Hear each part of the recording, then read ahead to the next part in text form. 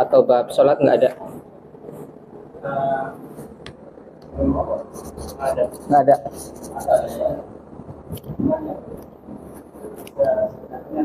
Sedapatnya mungkin ya.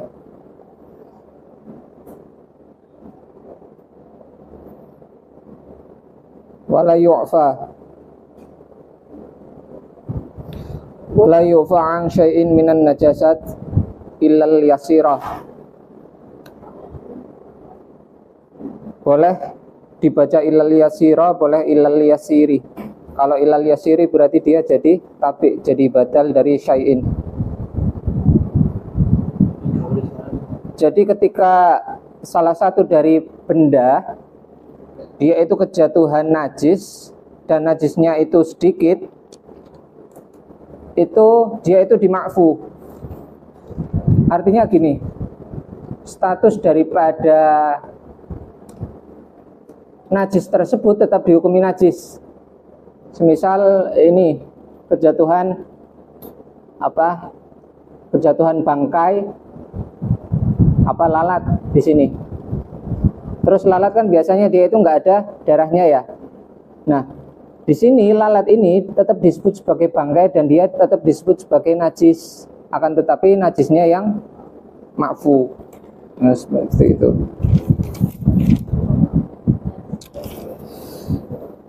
Minad dami wal qayhi fayufa'an huma fi thawbin aw badanin. Kalau di sini dicontohkan darah dan juga nanah, fayufa'an huma fi thawbin aw badanin.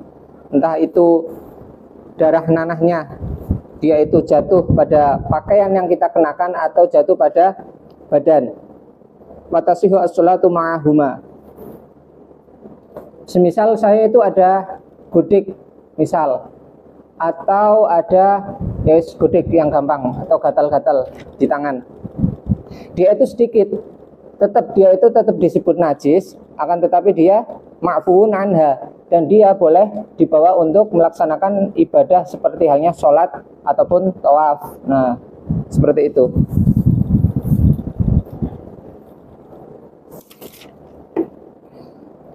Wa illa ma aisyai'in la nafsalahu sa'ilatun kadzubabin wa namlin. Begitu juga hewan yang tidak memiliki darah, la nafsa ailadama itu. Ailadama artinya hewan tersebut dia itu tidak memiliki darah yang mengalir. Artinya ketika hewan tersebut mati dan terkelupas daripada bagian badannya, dia itu tidak sampai mengalirkan banyak darah. Tidak ada darah atau bahkan dia tidak ada darahnya sama sekali. Yaitu di sini dicontohkan laler tahu ya? Apa laler? Ya lalat, orang Jawa ya itu. Hah? Apa? Antum jawab apa? Orang Jawa. Enggak, itu tadi apa? Dubab. Laler apa? Lalat ya. Yang hitam. Nah iya lalat. Wa namlin, semut. Idza waqa'a fil ina wa mata fihi. Di sini ina itu bukan sebagai qayyid ya, artinya dia itu di tempat manapun, misal di ember atau dia di baskom atau dia di canduk apa bahasa Indonesianya? Canduk gayung. Wa mata fihi, kemudian laler tersebut dia itu mati di sana, fa innahu la yunajjisuhu. Dia itu tidak membuat air yang ada di sana meskipun qalil, tidak membuat air tersebut menjadi najis. Nah, batasan atau kapan kita menganggap bahwasanya darah daripada lalat ataupun semut tersebut itu dihukumi yasir, yaitu dikembalikan pada urf. Urf itu artinya kalau menurut sebagian besar orang dia itu dikatakan sedikit, misal saya keluar daripada mata saya itu ada darahnya atau nanahnya, atau ada lalat yang jatuh di air. Nah, kok dia dianggap darahnya itu hanya sedikit, menurut uruf yang berlaku yang ada di sana, maka dia itu dikatakan sedikit. Sebaliknya ketika urufnya itu mengatakan bahwasanya dia itu banyak, berarti dia itu dikatakan najis yang tidak ma'fuun anha. Misal saya memiliki gudik di tangan, terus mengeluarkan nanah. Nah, nanahnya ini sampai bercucuran banyak, beleweh apa? Bercucuran kesana kemari. Nah, dia pasti menurut urufnya orang pasti dianggap banyak, nggak mungkin sedikit. Dia dianggap sedikit kalau lam yujawis mahallahu. Artinya dia itu masih stuck di sana, nggak berlebih bercucuran kemana-mana. Nah, itu baru disebut sedikit. Kalau dianggap banyak berarti dia itu tidak ma'fuun anha. Begitu juga ketika lalat atau semut itu jatuh di ember, atau dia itu jatuh di sebuah ya misal di sini. Tapi bukan berarti ketika lalat itu hinggap di sini kita itu boleh mengkonsumsinya. Artinya kalau lalat hinggap di sini dan dia menjadi bangkai di sini, memang dia itu ma'fuun anha di sana. Dan kita diperbolehkan untuk meminum daripada air minum ini. Hanya saja status daripada lalatnya dia itu harus dibuang, nggak boleh kita makan. Nah, seperti itu. Idza mata fil ina'i wa fi ba'din nusakhi idza mata fil ina'i wa afama qawluhu waqa'a bi nafsihi. Nah, kasus-kasus yang telah kita bahas tadi itu ketika memang dia itu jatuh dengan sendirinya. Sing moro-moro mencelok terus jeblok di ember, dia itu jatuh di ember dengan sendirinya, bukan karena kita memasukkan ke dalamnya. Terus bagaimana kasusnya kalau semisal dia itu diterbangkan oleh angin, terbawa oleh angin, terus kemudian dia itu masuk di ember atau masuk di botol air ini? Kalau di sini dibahas, wa kadzalika idza waqa'a maitan bi syarti alla yatrahuhu tarihun walau ghairu mumayyizin 'alal muta'at na'am idza tarahahu al hawa la yadurru. Jadi semisal ada angin yang menghembuskan lalatnya ke sana, itu kalau ada angin itu nggak apa-apa. Karena angin kan sifatnya tabi'iyah ya, alami, bukan kehendak daripada manusia itu sendiri. Jadi dia itu nggak apa-apa. Walau tarahahu hayyan lam yadurra wa in wasala mayyitan fala yadurra. Meskipun pada saat diterbangkan lalat itu posisinya dia itu masih hayyan, lalu kemudian kok tiba-tiba setelah sampai di air dia itu mati. Nah, kalau kondisinya demikian, meskipun pada akhirnya dia mati di sana, dia itu tetap ma'fuun anha.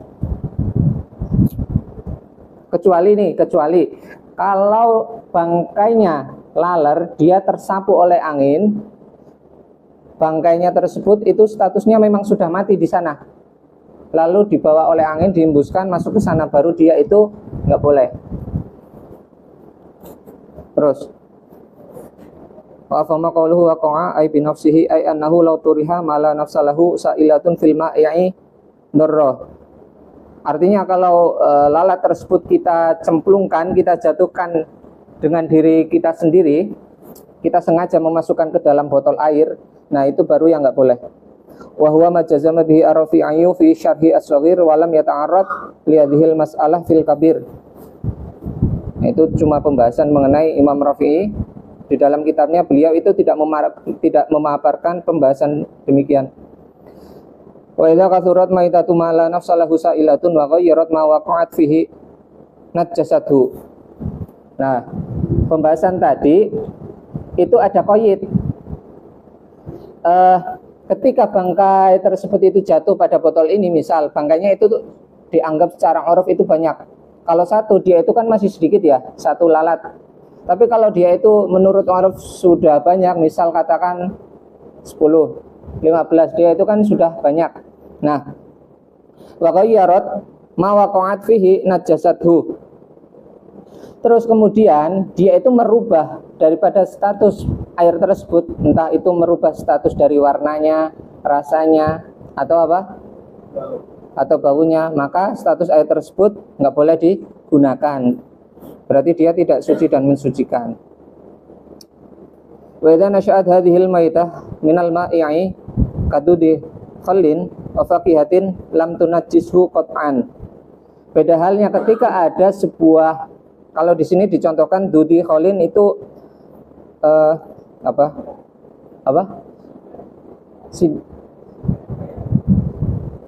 Dud itu apa? Ulat ya?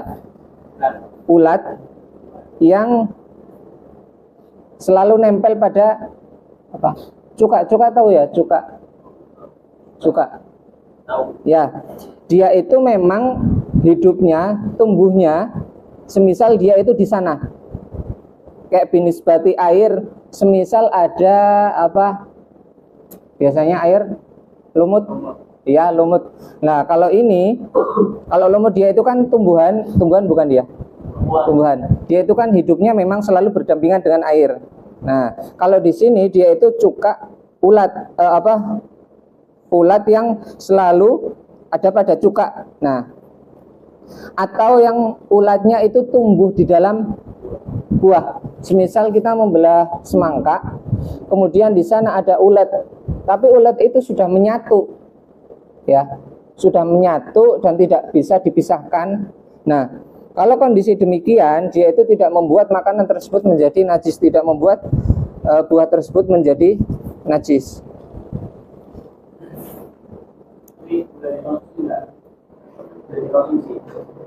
Oh, boleh. Kalau dia tidak membuat fakihah tersebut menjadi najis, berarti dia boleh dikonsumsi. Kayak pembahasan sebelumnya kemarin kita bahas juga ulat yang tumbuh atau muncul di buah-buahan, dan kita tidak bisa sehingga kita tidak bisa membedakan dari segi bentuk warnanya, maka dia boleh dikonsumsi sama ulatnya. Kemarin kan dibahas juga di bab awal itu. Tahu kelihatan. Ini yang dikehendaki adalah ulat yang sudah menyatu dan dia tidak bisa dipisahkan dengan kayak sudah mendarah daging dengan buahnya. Kalau semisal kita membelah semangka, kalau di sana ada gerumut daripada ulat, itu kan terlihat dengan jelas ya, bisa oleh kita dipisahkan. Nah, itu nggak boleh. Dia yang boleh ketika sudah bercampur menjadi satu, mendarah daging, layaknya sebuah fakihah tersebut. Nah, itu nggak apa-apa.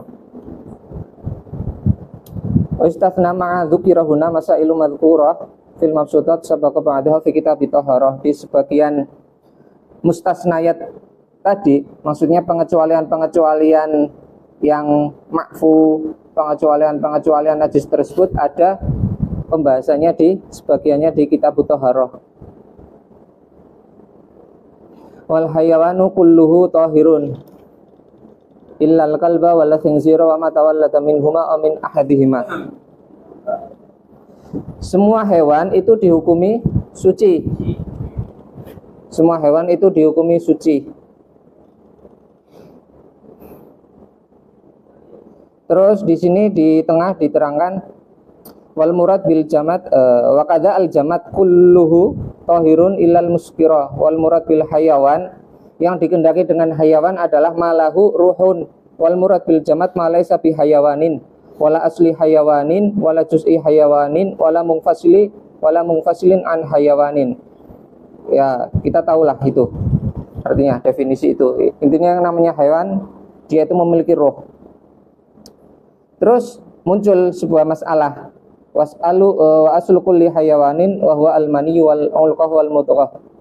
Nah, bagaimana kalau semisal di sini kan disebutkan juz'ul hayawan atau al-munfasil minal hayawan. Juz'ul hayawan, katakan kuping daripada sebuah hayawan, ya berarti dia itu tabi terhadap hayawan tersebut. Itu kama huwa ma'lum lah, insyaallah paham. Wal munfasil minal hayawan anadzu minal hayawani an najisun mutlaqan. Jadi misal ada bulu yang mana dia itu lepas dari hewan yang halal dimakan. Misalnya kita katakan ayam, bulunya dia itu lepas dari ayam. Ayam itu kan hewan yang halal dimakan, dikonsumsi. Berarti bulunya itu tidak dianggap najis. Artinya sesuatu yang mungfasil sudah terpisah daripada hewan, dia itu mengikuti hukum daripada hewan tersebut, apakah dia halal dikonsumsi ataupun tidak. Oke. Sebaliknya, ketika bulu tersebut muncul daripada hewan yang memang tidak diperbolehkan untuk dikonsumsi, maka bulu tersebut dihukumi najis, meskipun bulu tersebut rontoknya pas posisi hewan tersebut saat masih hidup. Oke. Cuma di situ ada pengecualian. Kucing ya. Kalau kucing dia itu, kalau semisal kan kucing tidak halal dikonsumsi ya. Kalau semisal dia itu lepas daripada bagian daripada kucing, maka itu masih dimakfu. Kalau dia sedikit, kalau banyak, nah baru dia itu nggak boleh. Nah semacam itu. Artinya atau ringkasnya, sederhananya, setiap perkara yang mungfasil, yang sudah terpisah daripada hewan tersebut, kita tinjau hewan tersebut layak halal dikonsumsi ataupun tidak. Kalau halal dikonsumsi berarti dia itu al-mungfasilnya, berarti dia itu ya nggak najis. Kalau dia itu tidak halal dikonsumsi berarti dia najis.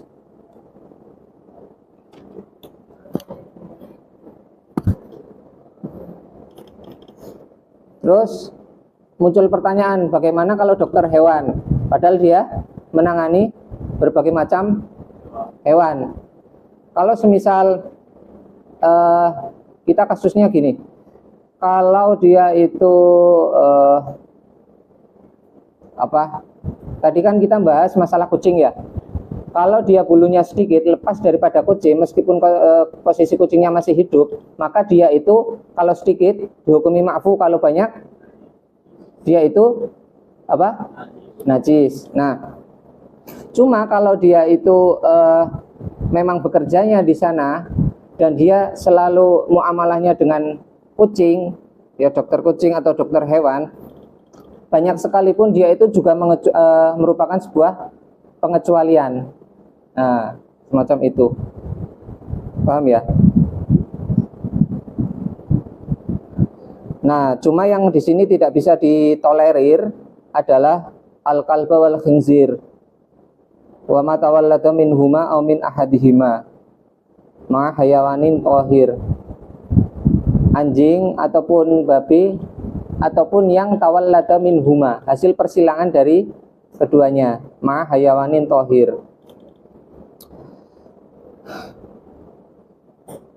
Wa ibaratuhu tasduku bi taharatid dudi al mutawallidi minan najasa wa huwa kadzalika.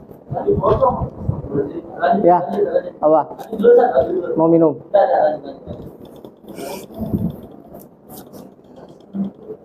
Jadi gini, kalau di tengah itu ada pembahasan, itu kan yang terlahir dari hasil persilangan anjing babi ataupun anjing dengan hayawanin tohir tetap dihukumi najis. Terus muncul permasalahan juga di tengah itu, di bajuri. Wasyamila kalamuhu al-mutawalladu baina kalbin wa adamiyin. Ternyata kalbun dan manusia dia melakukan kawin persilangan. Naudzubillah ya. Fa in kana ala suratil kalbi fanajisun. Kemudian muncul anaknya. Nah, cuma bentuknya itu suratul kalbi. Nah, itu dihukumi najis meskipun dia itu juga berasal dari manusia. Mana tadi? Wa in kana ala suratil adamiyyi fatahirun 'inda ramli wa najisun ma'fun anhu 'inda Ibnu Hajar. Jadi kalau semisal dia itu bentuknya mohon maaf kaleb, ada manusia kawin silang dengan kaleb, muncul anak bentuknya kaleb, maka dia itu dihukumi tidak ada khilaf, dihukumi najis. Cuma kalau bentuknya manusia, saya nggak nunjuk dia. Bentuknya manusia, dia itu ada khilaf. Ada khilaf artinya di sini kalau menurut Imam Romli dia itu dihukumi suci, dan menurut Imam Ibnu Hajar dia dihukumi ma'fu. Terserah mau ikut yang mana itu. Jadi kalau dalam fikih itu sendiri pasti Imam Romli sama Imam Ibnu Hajar dia itu nggak pernah akur. ya, nggak pernah akur. Sampai ada satu kitab yang memang membahas masalah rivalnya mereka berdua, dari pembahasan awal sampai akhir nggak ada yang cocok. Tapi saya lupa itu kitabnya apa.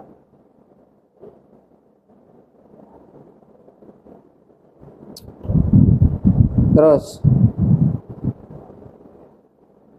wal mutawalladu baina kalbaini najisun walau kana ala suratil adami. Sebaliknya, ketika ada anjing dengan anjing kawin, bukan kawin silang ya, kawin ya, ternyata setelah lahir anaknya munculnya ala suratil adami, berarti bentuknya yang bentuk wajah manusia, wajahnya manusia. Nah, wal mutawalladu baina adamiya ini tahirun walau kana ala suratil kalbi. Jadi yang terlahir dari kedua perkawinan antara anjing dengan anjing, anaknya itu tetap dihukumi najis nih, najisun walau kana ala suratil adami. Sebaliknya, wal mutawalladu baina adamiya ini tahirun walau kana ala suratil kalbi. Ada manusia dengan manusia melakukan perkawinan, ternyata anaknya, mohon maaf, dia itu munculnya bentuknya anjing, ya. Walau kana ala suratil kalbi. Nah, itu tetap dihukumi tahirun meskipun dia itu bentuknya anjing. Kalau apa yang sudah beliau dawuhkan di dalam kitab, saya rasa itu sudah ada penelitian atau memang itu eksperimen. Karena yang mencetuskan hukum istiqra mengenai haid itu nggak ada di dalil Quran maupun sunnah, nggak ada kan. Tapi itu adalah hasil penelitian dari Imam Syafi'i, yang darah haidnya warna apa aja? Warna hitam, warna kuning, merah. Nah itu kan hasil penelitian daripada Imam Syafi'i. Yang terkait yang tadi dia najis, apa sih namanya, kalau bulu hewan itu maksudnya najis mana? Yang terpisah. Yang kayak kucing tadi itu. Ya. Yang terpisah dari badannya. Katanya najis kan? Ya. Kalau hewannya haram dikonsumsi. Ya, najis kan? Nah itu najisnya untuk apa atau? Ya tergantung hewannya. Tergantung hewannya. Kucing mana? Kalau kucing, dia itu masuknya mughalladho enggak? Masuknya mutawasito enggak? Iya. Atau mukhaffafah? Enggak, dia masuknya karena dia itu najis yang mukhaffafah cuma satu, apa? Kencing bayi. Yang apa? Kecuali dan perempuan juga. Apa? Perempuan enggak ya? Perempuan enggak, dia itu mengecualikan. Terus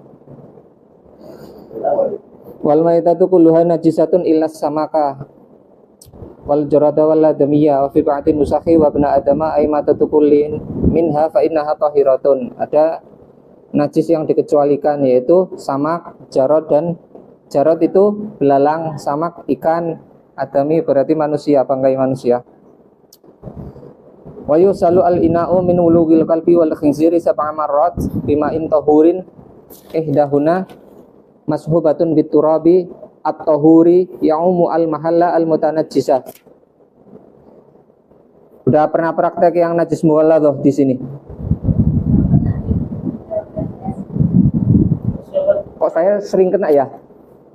Saya udah mungkin ada 3 kali kalau nggak 4 kali. Waktu pertama itu waktu saya nggak tahu ya, kalau saya kira itu, mohon maaf, kayak kotoran dari kucing. Tapi saya emang mencium. Saya tulit, saya cium. Tapi kok sekeliling saya ternyata nggak ada kucing. Ternyata adanya enjong. Oh ya udah, berarti ini anjing. Nah, kayaknya masing-masing dari kita harus terkena najis mughalladh. Karena kalau najis yang mutawasito dan mukhaffafah itu biasa ya. Kalau kita tidak hidup di Mesir, kayaknya kita nggak bakal kena najis mughalladh. Iya nggak? Ada dicium anjing. Siapa? Adit. Ya. Mana tahunya kamu cucian kok parah kok. Nah, itu wulughil kalbi, dia itu tidak menjadi qayyid asli. Artinya tidak hanya jilatan anjing itu saja yang membuat badan kita atau tempat tersebut menjadi najis. Jadi semua yang berkaitan dengan khinzir, semua yang berkaitan dengan kalb, dia itu dihukumi najis kalau semisal dia itu badannya dia itu basah ketemu yang kering. Kalau semisal anjing tersebut kering, kita kering, dia itu nggak ada najis, nggak ada. Nah, wulughil kalbi, dia itu kan jilatan anjing, yang nama jilatan berarti kan dia basah, makanya dia itu menjadi najis. Nah, itu disucikan sab'a marot bima'in tohurin ihdahuna mashubatun biturab. Harus salah satunya dicampur dengan debu. Nah, dicampur dengan debu.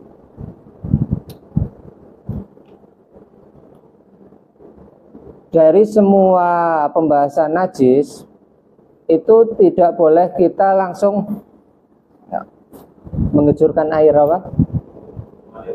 Mengalirkan air, mengguyurkan air ke sana. Karena kalau kita mengguyurkan air ke sana, semuanya bakal jadi harus ainun najasahnya, apapun najisnya itu. Bahkan ketika najisnya sobi, kemarin kan kita udah bahas itu. Fa in kana al mutanajjisu bima dzukira fi ma'in jarin kadirin kafa mururu sab'i jiryadin alaihi bila kafirin. Jadi gini,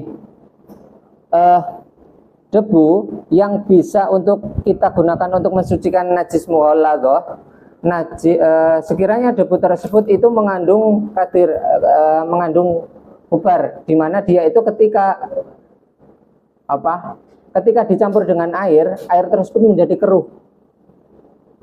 Nah, cuma dalam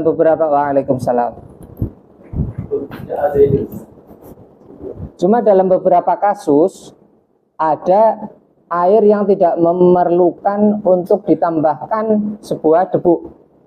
Ada enggak? Karena dia memang statusnya sudah keruh. Nah, kalau memang statusnya memang dia itu sudah keruh, dia itu tidak perlu ditambahkan debu. Misal di pinggiran sungai biasanya itu kan keruh ya, bercampur dengan debu-debu atau belet tahu ya. Nah, itu biasanya di pinggiran sungai dia itu kan ada bagian-bagian air yang dia itu keruh, bercampur dengan lumpur, bercampur dengan debu, banyak hal. Maka kalau kondisinya demikian, dia itu tidak perlu mencampur adukan dengan debu lagi.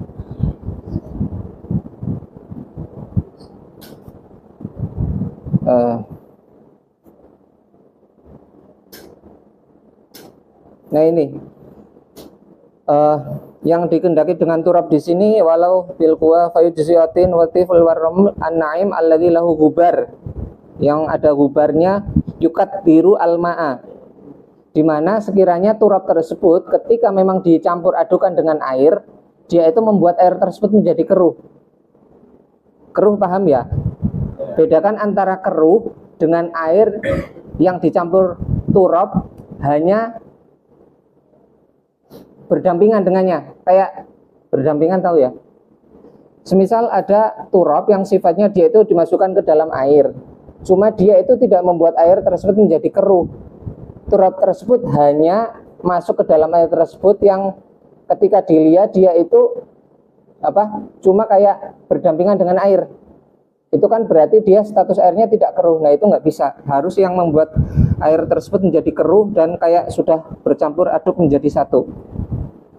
Waturab al-mukhtalit binahwi dakikin haitsu qaddara al-ma wa kadza al-mutaghayyir binahwi filin itu pembahasannya.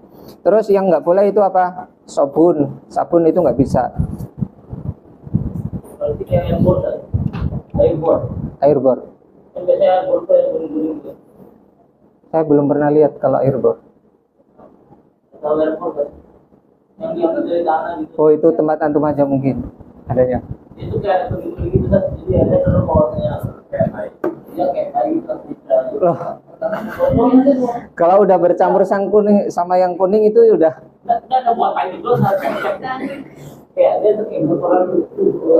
Jangan-jangan kuningnya itu berasal dari rontokan daripada besi-besi.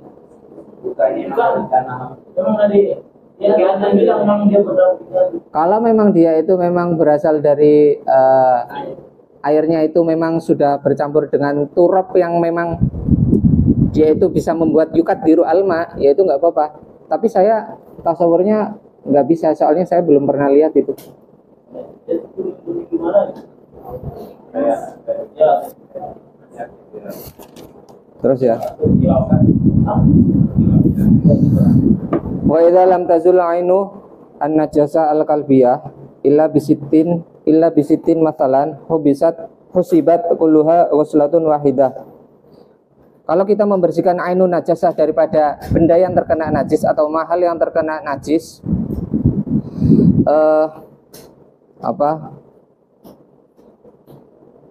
mana tadi?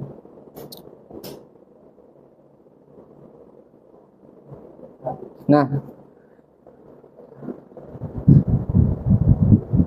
semisal ini terkena najis mughalladhah ya. Dia terkena najis mughalladhah. Terus ainun najasahnya meskipun kita itu sudah hilangkan atau bahkan kita sudah kosok-kosok terus dia itu nggak bisa hilang, atau bahkan dia adanya tambahan turab karena dia memang bahan dasarnya musabnya mahalnya yang terkena najis, dia itu memang sudah turab.